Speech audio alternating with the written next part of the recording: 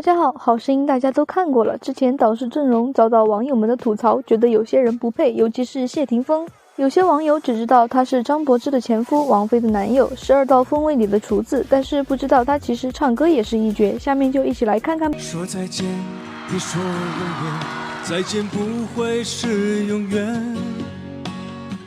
说爱我，别说承诺，爱我不需要承诺。谢谢你的爱这首歌当年也是红遍大江南北，一直以来广受听众好评，也让谢霆锋在华语音乐圈有着不可磨灭的地位。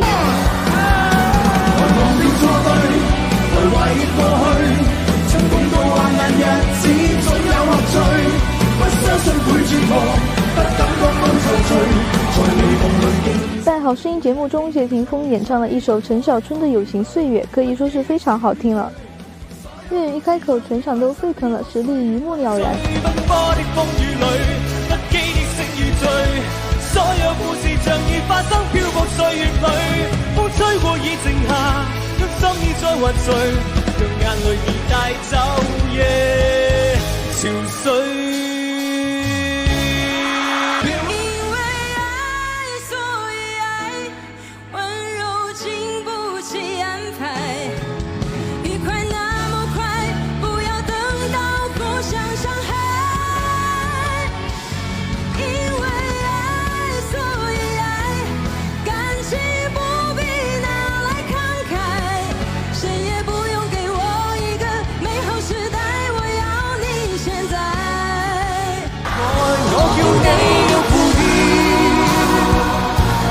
这聲音可像你，戀心花也是你，風之沙也是你，怎稱呼也在這個世界尋獲你。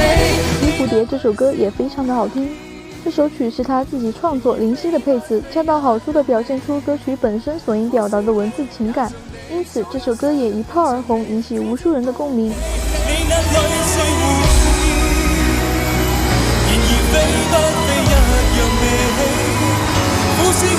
也像你早有心，人像你，這稱呼配合你，再沒唱過歌。你從來不求當英雄，卻值得世界去歌頌人與人，再不同都相同。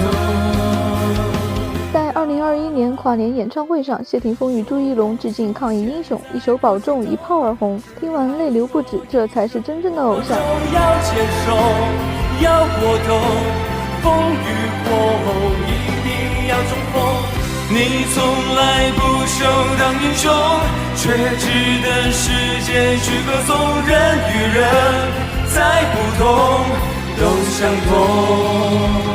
其實謝霆鋒已經開過差不多100場的演唱會了，參演的影視劇累加起來也差不多100來部，可以說實力非常強勁了。擔任這些年輕歌手的導師綽綽有餘了，你們覺得呢？抬頭